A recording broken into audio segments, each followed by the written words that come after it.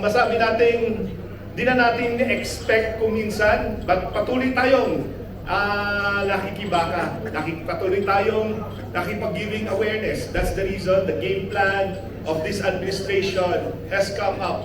No? Ito po ay isa sa mga paraan na through our past leaders, no, talaga pong pinagtulungan.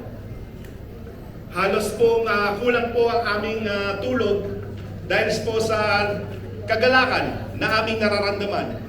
Hindi lang po sa itong liderato, dapat bigyan po natin ng kredito ang lahat po ng mga past leaders po ng UAP. Ito po siguro ang pagkakataon na tayo ay dapat pong maging isang tunay na United Architects of the Philippines. Sana po, ay isa lang po hihingin ko, sana po puro positivity ang ating i-post sa ating social feed, sa social media. Huwag na po nating i-aggravate po ng pagyabang, huwag nating i-aggravate. Kumbaga, it's about time for us, no?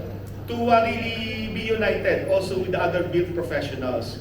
Ito pa yung pagkakataon dahil hindi naman po sa lahat ng mga pagkakataon ganun po ang kanilang pag-iisip dahil tayo po ay nasa corporate practice at marami pong pagkakataon na tayo po naman, ang doon po naman ang kanilang respeto po sa bawat profesyon ng ating built environment.